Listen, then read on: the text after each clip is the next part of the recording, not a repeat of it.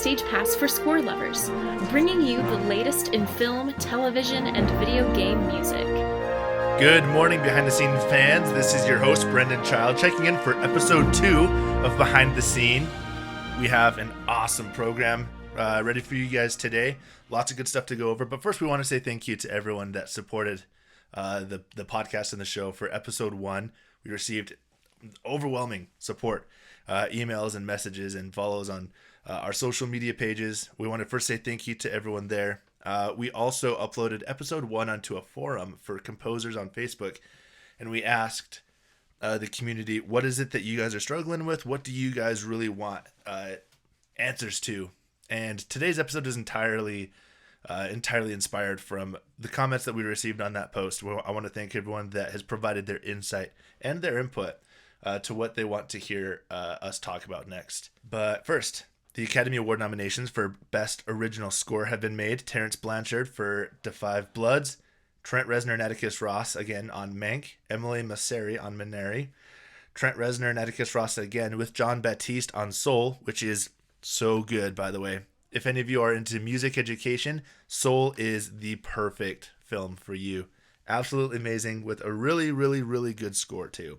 And James Newton Howard on News of the World. And I've heard this score several times since it's come out, and it is also absolutely amazing. I'm a big James Newton Howard fan.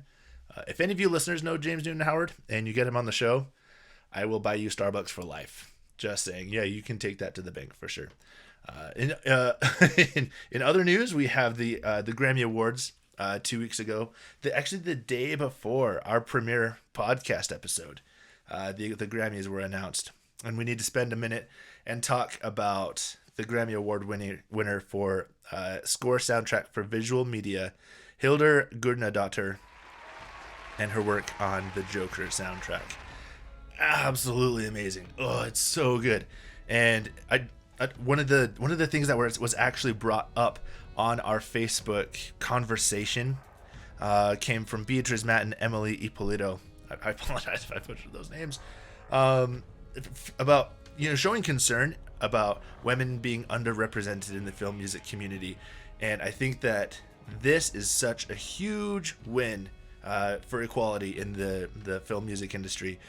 For those of you that don't know, Joker won a laundry list of awards. In 2019, it won the Hollywood Music and Media Award, the Las Vegas Film Critics Society Award, and the Venice International Film Festival won several awards. And in 2020, it won the Academy Award, the British Academy Film Award, the Critics' Choice Award, a Golden Globe, and a Satellite Award. And that's just for Joker. We haven't even gotten into Chernobyl yet. But this is such a huge win for women in film music.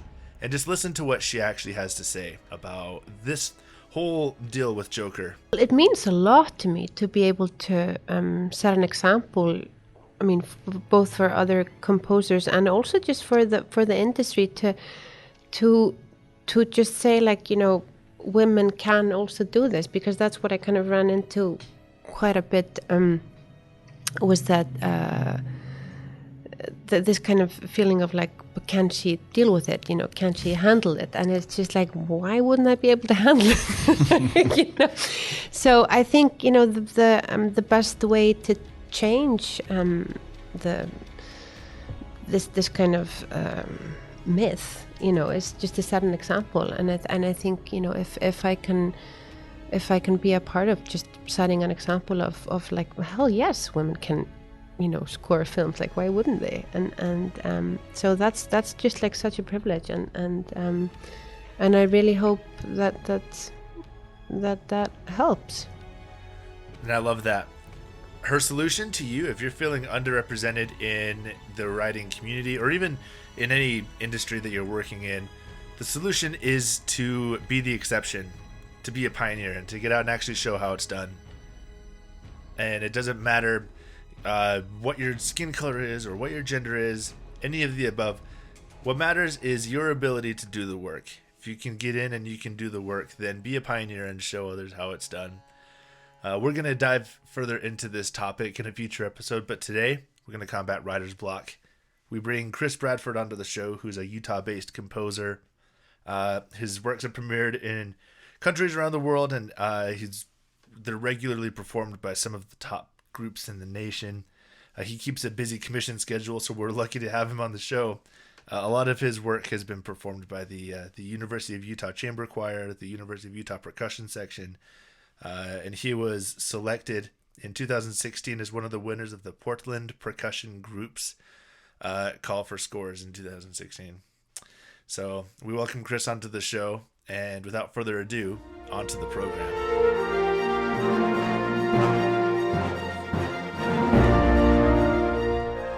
As creative workers, we will hopefully seek inspiration in all of our work. It's a rush of energy, of feeling creative juices when we're hit with a good idea. Now, you have all of these amazing ideas and plans and tactics on where you want to go with this new concept. And then you sit down to start working, and it's all gone. The landscape of your imagination is now dried up, desolate, and dead. And each attempt that you have at bringing this landscape back to life, all of your work just seems pointless and ineffective. Now, each of us have been here, at least once with every project that we've ever tried to start. This feeling that the tap of creative energy has been shut off is what is called writer's block. And for anybody who knows me well, knows that I don't like the mystified and mysterious nature of these roadblocks placed in life.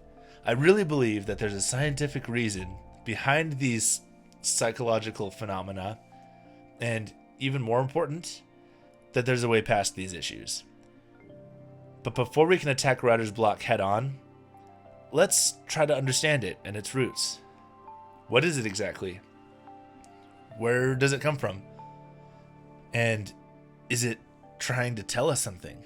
If I could write a song just by inspiration and never use another tool for the rest of my life, I would do it. This is Andrea Stolp, professor of music at Berklee College of Music. The first thing I asked myself, of course, what is writer's block? So I went and found a definition. And it kind of made me laugh because it's a usually temporary condition. And that's kind of funny to me, because when I feel blocked, when I feel like, man, I'm halfway through the song again, and I've run out of ideas, so it feels like it's going to be permanent. What I'd like to kind of reframe is to look at writer's block as a time during which we're dissatisfied with our typical ideas. Andrea Stolp's perspective of writer's block is pretty circular, meaning the inspiration guides the project at the beginning, and then it naturally just fades over time. And it's not until a new idea comes into the picture that the inspiration comes back again, and then it naturally fades, and you're locked in this cycle. Once the inspiration ends, the duty of the writer and the composer change a little. So I'm in this cycle of just kind of waiting, not finishing songs, not being able to maintain that level of excitement from the top all the way through to the bottom of the song.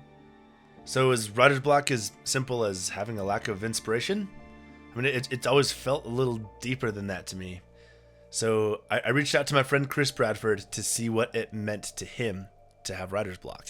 What do you want us to call you? Christopher William or CB? No, Chris is fine. Anyway, Makes me sound smarter than I am. Chris has been composing since he was about 16 years old, and his family is incredibly musical. If anyone is familiar with writer's block in its intricacies, it would be Christopher.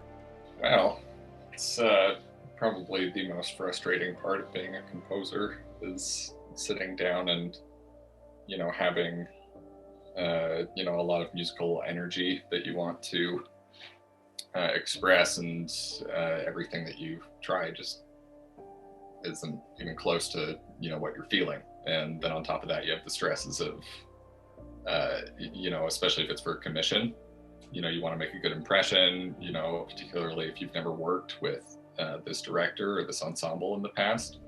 So a lack of inspiration, or having writer's block, isn't the disease. It's actually a symptom. Chris suggests here that something is adding pressure, and that pressure limits your ability to work freely, or to lead with your inspiration. So if writer's block isn't the cause of all of this pressure and frustration, then what is? Absolutely. We're probably the biggest procrastinators there is. And the only reason for that is because writing is hard. This is the voice of Kyle Iglesias, Hollywood screenwriter. His approach to writer's block is a lot more logical. He goes as far as to say that writer's block doesn't even exist, but that we're naming something else, the true disease behind writer's block. There isn't any right. At least I don't believe that. It could be I'm wrong, but I think it's fear. It's fear of success, fear of failure, fear of being judged negatively, fear of being embarrassing yourself. You know, those are certainly all fears that I relate to and that, you know, I have to overcome. Now, the advantage of seeing writer's block as a fear, the way that Kyle does, is the knowledge that fears can be overcome. And up to this point, writer's block has kind of just been this ambiguous force field that keeps us from being productive, when the problem has been easily treatable this entire time. So now this begs the question, how do we overcome these fears and get back to being productive again? More after the break. Hey, behind the scene fans, Brendan Child here. Thank you so much for listening to this episode and for being part of the music community. It's listeners like you that make all of this possible. Now, a lot of work goes into creating a podcast, and we've received so much input and suggestions for future shows, including getting answers to real problems facing other composers and musicians from the pros themselves. Now, it's thanks to the contributions that so many of you have made that allow us to reach out to these amazing guests and bring their insights to the world. Now, each interview with these amazing guests is about 30 minutes long, and only 2 or 3 minutes of those interviews actually make it into the show. Now, we make these interviews available through short exclusive video releases on Facebook, Instagram, and Twitter. And you can also listen to and watch the full interviews by becoming a patron on our Patreon page.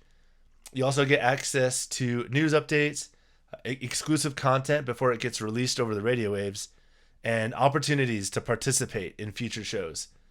So become a patron at patreon.com/bcclarkmusic. Follow us on Facebook, Instagram, and Twitter. And if you have any questions that you want us to discuss on the show, make your voice heard and send us an email at mailbox@bcclarkmusic.com. I'm Rachel Robison, composer for media, and you're listening to Behind the Scene. Now back to the show.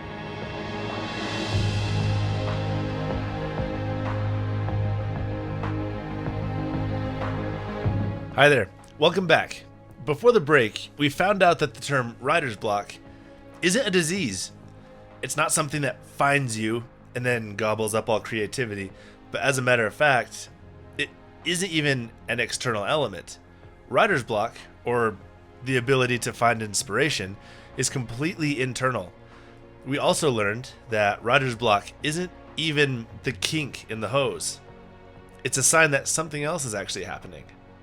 Kyle Iglesias explains that writer's block, in one of its many forms, is the fear of writing something that may be wrong or bad, and that lack of inspiration is a form of self-sabotage, thus keeping us from getting hurt, rejected, or even worse, succeeding. But block just really means you're not writing. It just means the words are not coming up, and the words are not coming up because fear is creating a tension that prevents you from writing. It's about doing your job, showing up at your job. You have to understand that writing is a job, whether you get paid or not. You got to show up to your desk, and you got to put your butt on the chair, and you got to type words.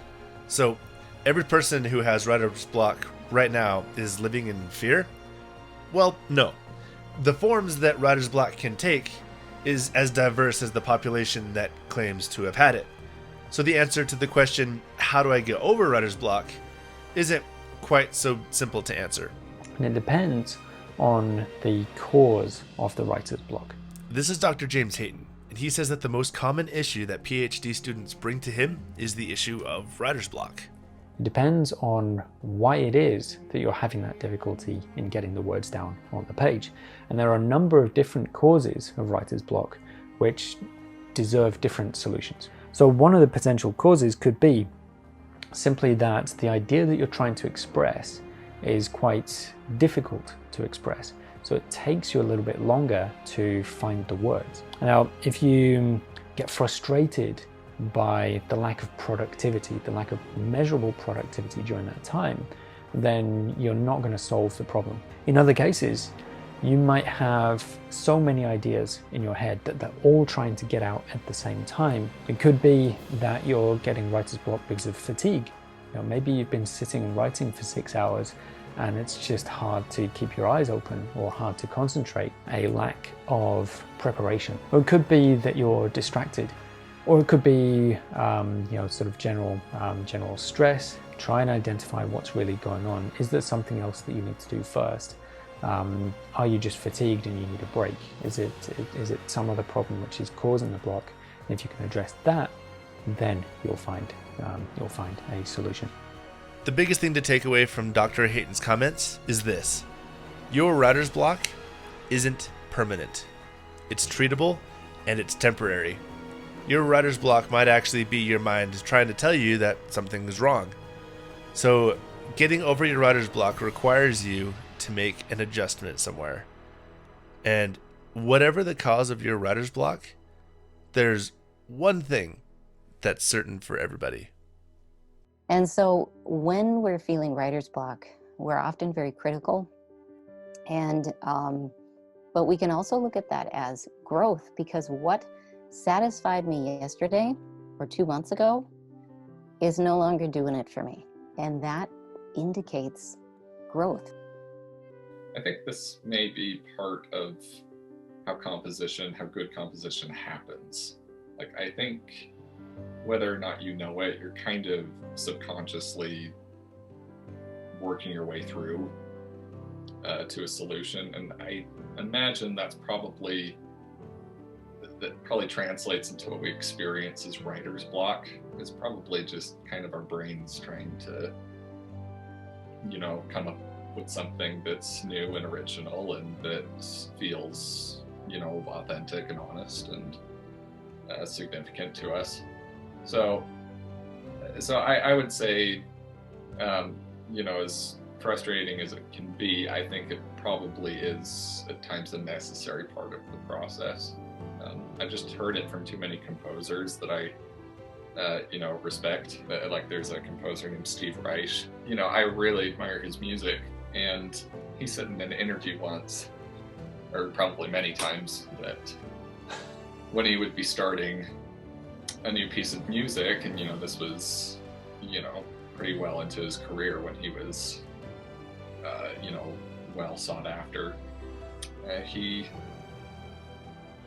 would write down and hit just a big brick wall, and he would say, well, I've been lucky up to now, but now it's over. and that's exactly how it feels. It's like, well, shoot, had a good run. Time to go. Call the director and tell him that I'm retired. That's just part of being a person, not just a composer. Chris is such an inspired human being. At the end of our conversation, I asked him what one piece of advice he would give to anyone who wants to be in his shoes someday. And of all of the answers he could have given about practice, theory, ear training, what other music have you, he said this: just be honest. Be honest with yourself, with what you're writing. And, be honest with other people. Don't try and put on something. Don't pretend to be something you're not. Basically, just treat people well, and the rest will fall into place. Don't forget who you are. Amid all the frustration and difficulties of your work, remember who you are working to become. These blocks are proof that you're becoming who you really want to be.